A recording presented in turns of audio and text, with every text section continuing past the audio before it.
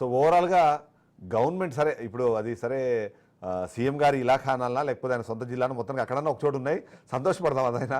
అట్లనే ఆ జిల్లా వ్యాప్తంగా ఉంటాయని కూడా కోరుకుందాం మనం. అయితే ఒక కీలకమైన అంశం ఏంటంటే ఎంబీబీఎస్ డాక్టర్లు వీళ్ళందరూ అక్కడ వెళ్ళకపోవడానికి కారణాలు మీరు అన్నట్టుగా అక్కడ స్థానికంగా ఉన్న పరిస్థితులు కానివ్వండి, అక్కడ ఉండే సౌకర్యాలు అన్నది ఒకటి కనిపిస్తుంటాయి. మరోవైపు ఎంబీబీఎస్ డాక్టర్లు లేనప్పుడు యునాని వాళ్ళతోనూ ఆయుష్ వాళ్ళతోనూ లేకపోతే మిగిలిన వాళ్ళతోనే అక్కడ పని కానిచ్చేస్తున్నారు కూడా ఒక వినిపిస్తుంది. అది సేఫా?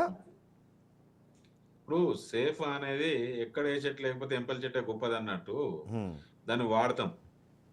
ఎస్. ఎందుకంటే సేఫ్ అనేది కాదు ఫస్ట్ అయితే, అది ఒప్పుకోవాలి మనం. కానీ ఆ మాత్రం ప్రైమరీ కావాలంటే ఉండాల్సిందే. ఓకే. రెండోది, ఇప్పుడు ఇవాళ మీరు కనీసం యునాని లేకపోతే ఆయుర్వేదిక్ లేకపోతే హోమియోపతి అన్నది ఒక ఆప్షన్ మంచిగా ఉంది. కనీసం అనాటమీ ఫిజియాలజీ చదువుకొని ఉంటారు, మైక్రోబయాలజీ బయోకెమిస్ట్రీ చదువుకొని ఉంటారు. బేసిక్ వాళ్ళు ఓన్లీ ఫార్మకాలజీ డిఫరెంట్ వాళ్ళది. కానీ ఇప్పుడు ఏందనంటే ఈ మిడిల్ లెవెల్ హాస్పిటల్ సర్వీస్ అని ఒకటి పెట్టిర్రు. ఓకే. ఎంఎల్హెచ్ఎస్ అని ఏదో పెట్టిర్రు, దానికి ఒక పేరు పెట్టిర్రు. దాన్ని ఇప్పుడు ఈ జిఎన్ఎం చదివిన పిల్లలు కానీ లేకపోతే బిఎస్ నర్సింగ్ చదివిన పిల్లలు కానీ వాళ్ళు సబ్ సెంటర్ కి డాక్టర్ గా పంపిస్తున్నారు. ఇది ఇంకా దారుణం కదా.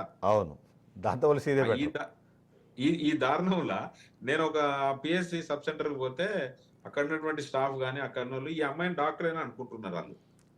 ఓకే, వాళ్ళకు కూడా తెలియదు. అంటే డాక్టర్ అమ్మనే ఇక్కడికి వస్తుంది. ఎందుకంటే ప్రీవియస్ ఒక డాక్టర్ అమ్మ పని చేసిపోయింది, ఇంకో డాక్టర్ అమ్మ వచ్చింది. నేను అడిగాను, అమ్మాయి మరి మీరు ఏంటి ఏం కదా అంటే, లేదు సార్ నేను పారామెడికల్ సిబ్బంది, నేను నర్సింగ్ సిబ్బందిని, నన్ను ఇప్పుడు ఈ మిడ్ లైన్ లెవెల్లో పెట్టినారు కదా అంటే దాని మీద వచ్చినాం సార్ మేము అని అంటున్నారు. సరే, ఇప్పుడు ఆడ ప్రాబ్లం ఏంటంటే కనీసం బేస్ లైన్ అయితే ఆ అమ్మాయి చేయగలుగుతుంది, నేను కాదనట్లే. కానీ బేస్ లైన్ దాటి ఆ సబ్ సెంటర్ నుంచి పిఎస్సికి ఇన్ఫార్మ్ చేయాలి, పిఎస్సికి పోవాలని అంటే కష్టమైన పనే అక్కడ ఉన్నటువంటి సిచ్యువేషన్లా. కానీ ఈ సిచ్యువేషన్లలో మెడికల్ ఆఫీసర్ ని మంచి ఆంధ్రోర్యం ఇవ్వమని నేను అంటున్నా. ఇప్పుడు ఎవరైనా కూడా త్రూఅవుట్ వరల్డ్ చూసుకుంటే మంచి చదువుకునేది, కష్టపడేది, ₹1 సంపాదించుకొని భార్య పిల్లలతో సుఖంగా ఉండాలని అనే కాన్సెప్ట్. అది ఏ కంట్రీ అయినా కావచ్చు, ఏ లాంగ్వేజ్ అయినా ఇదే మాట చెప్తాం. సో ఇప్పుడు ఇక్కడ మన దగ్గర తెలంగాణలో వచ్చేసరికి ఏంటంటే మీకు కొత్తగా వచ్చే నర్సింగ్ స్టాఫ్ కి ఎంప్లాయీ కోమో 40,000 ఉంది జీతము, మెడికల్ ఆఫీసర్ కు 52,000 ఉంది.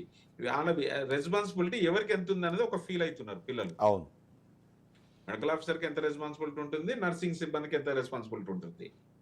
సో దీని వల్ల మెడికల్ ఆఫీసర్ గా జాయిన్ కావడానికి ఎంబీబీఎస్ పిల్లలు నాకు తెలిసి మన దగ్గర పద్మనాభం చుట్టూ పీజీ కొరకు కొన్ని వేల మంది కొట్లాడుకుంటున్నారు సెంటర్లలో. నాకు పీజీ వస్తే వెళ్ళిపోతా, పీజీ వస్తే వెళ్ళిపోతా అని. అట్లాంటి కాకుండా మన గవర్నమెంట్ ఒక పాలసీని, మంచి పాలసీని తీసుకొని, లేదు ప్రతి పిఎస్ లో పనిచేసే వాళ్ళకి మీకు టౌన్ లెవెల్లో చేస్తే ఒక 75,000 ఇస్తాం, లేదు రూరల్ లో పనిచేస్తే ఒక 1 lakh ఇస్తాం, ఇంకా కొద్దిగా రిమోట్ ప్లేస్ లో పోతే ఇంకో 20% ఎక్కువ ఇస్తాం. ఎందుకంటే ఈ పద్ధతి నేను ఇంతకుముందు కూడా కొన్ని సోషల్ మీడియాలో చెప్పిన, ఆ పోలీస్ డిపార్ట్మెంట్ లో ఉంటుంది సార్ ఇట్లాంటి పద్ధతి. ట్రాఫిక్ లో చేస్తే కొంత ఛార్జ్ ఎక్కువ, స్పెషల్ ఇన్వెస్టిగేషన్ చేస్తే ఒకదానిలే, లా అండ్ ఆర్డర్ చేస్తే ఒక శాలరీ, ఇట్లా ఒక 20% 30% స్పెషల్ ఇన్వెస్టిగేషన్ లో పనిచేస్తే ఇంకొక 30% ఎక్కువ. ఎందుకంటే అట్లా ఇచ్చినప్పుడు వాళ్ళు సర్వీస్ చేయగలుగుతారు. ఈ సర్వీస్ చేయమని మనం ఉన్నటువంటి డైరెక్టర్ ఆఫ్ హెల్త్ కానీ లేకపోతే వైద్య విధాన కమిషనర్ గాని మనం చెప్పడం వరకు అవుతుంది. కానీ ఇంప్లిమెంటేషన్ వాళ్ళు కూడా మంచి పాయింట్ వచ్చారు. ఇప్పుడు ఫైనల్ కంక్లూజన్ అక్కడికే వద్దాం. ఎందుకంటే సమస్యలు అన్నది ఇప్పుడు మేము ప్రభుత్వ దృష్టికి తీసుకెళ్ళడానికి 1 గంటన్నర సేపు మాకు సంబంధించిన మొత్తం సిబ్బందిని అందరినీ మేము వెచ్చించి ఇప్పుడు ఇది చేసాము. దీన్ని ప్రభుత్వం దృష్టికి తీసుకెళ్తే నిజంగా వాళ్ళ దగ్గర నుంచి ఏమైనా రెస్పాన్స్ ఉంటుంది అంటారా, డిఐసి నుంచో? లేకపోతే అది లేదు, నేను అదే బాధపడుతున్నా. ఇప్పుడు వైద్య విధాన కమిషనర్ తో మాట్లాడినా, డైరెక్టర్ ఆఫ్ హెల్త్ తో మాట్లాడినా కూడా వాళ్ళు అనేది ఏంటంటే, ఎస్ మీరు అడ్వైజ్ చేసింది ది బెస్ట్ గా, అందులో there is no second option. కానీ వీళ్ళు ఏం చేయాలి, ఈ ఫైల్ అంతా పుటప్ చేసి మళ్ళీ గవర్నమెంట్ ఆఫ్ తెలంగాణకి ఇవ్వాలి. అక్కడ హెల్త్ మినిస్టర్ కానీ, ప్రిన్సిపల్ సెక్రటరీ హెల్త్ కానీ, లేకపోతే మన చీఫ్ మినిస్టర్ కానీ వీళ్ళు డెసిషన్ తీసుకొని, ఎస్ పబ్లిక్ కి మనం సర్వీస్ ఇవ్వాలి, ఇంతకంటే ఎక్కువ ఖర్చు అవుతున్నది, ఆ ఖర్చును మనం కొన్ని తగ్గించుకుందాము, ఈ పిల్లలకు శాలరీలు మంచిగా ఇచ్చి సర్వీస్ నిలబెడదాము. ఒక ఫ్యామిలీ పంటలు పండకుండా, ఇప్పుడు చూడండి అన్న, ఈ వాయిస్ మంచిది, పంటలు పండకుండా రైతులు సూసైడ్ చేసుకోవట్లేదు. ఒక పంట వేయినా భూమిని నమ్ముకున్నాడు ఇంకో పంటలో బతుకుతున్నాడు. కానీ వాళ్ళు ఆ పంట వండని క్రమంలో వాళ్ళ భార్య పిల్లలకి హెల్త్ ఇష్యూస్ వచ్చినప్పుడు ప్రైవేట్ హాస్పిటల్కి పోయినప్పుడు ప్రైవేట్ హాస్పిటల్ బిల్స్ గురించి నేను నా నోటితో చెప్పాల్సిన అవసరం లేదు. ప్రపంచాన్ని అందరికీ తెలుసు, మన అవును. తెలంగాణలో తెలుసు, బయట తెలుసు. అట్లాంటి దానిలే అక్కడ కూడా ఆ ఫార్మర్ ఫ్యామిలీకి కష్టం వచ్చిందంటే మీరు, నేను, చుట్టూ ఉన్న నైబర్స్, రిలేటివ్స్ అందరం హెల్ప్ చేస్తాం. ఎందుకంటే కానీ ప్రాణం అవును. దక్కించుకోవడానికి. అవును. అట్లాంటి అప్పులలో అయ్యి వాడు రీపే చేయక, ఎందుకంటే అర్ధరాత్రి 12 గంటలకు ఫోన్ చేసి అన్న నాకు నా భార్యకి ఇట్లా అయింది అని అంటే, దాందే ఉన్నది అన్న, ఫోన్ పేనో గూగుల్ పేనో లేకపోతే క్యాష్ ఇచ్చో పంపుతున్నాడు. అవును. సో వీళ్ళు రికవర్ అయినాక రీపే చేయడానికి వాళ్ళకి ఆ అదృష్టమో దురదృష్టమో పంట సహకరించకపోతే ఆ సంవత్సరం పంట రాకపోతే వీళ్ళు షేమ్ ఫీల్ అయ్యి సూసైడ్ అవును. ఆ మొహం చేసుకుంటారు. చూపించలేక. అవును, కరెక్ట్ మాట. మొత్తానికి నేను ఇది ఫైనల్ పాయింట్ చెప్పండి. గవర్నమెంట్లో ఇప్పుడు అసలు గవర్నమెంట్ ఏం చేయాలంటారు? ఇప్పుడు కేవలం ఇది తెలంగాణ మాత్రమే కాదు, ఆంధ్రప్రదేశ్ రాష్ట్రంలో కూడా ఇలాంటి పరిస్థితి ఉంది అన్నది ఒక వాదన వినిపిస్తున్న నేపథ్యంలో ఏంటి ప్రియారిటీలో తీసుకోవాలంటే వీళ్ళు ఏం చేయాలంటారు? లాస్ట్ ఆ పాయింట్ కన్క్లూడ్ చేద్దాం. ప్రియారిటీల కన్క్లూజన్ మనం తీసుకోవాల్సింది ఏంటంటే, మీరు కొద్దిగా కాన్సన్ట్రేట్ చేసి ఏది మెడికల్ అండ్ హెల్త్ మీద ఎస్.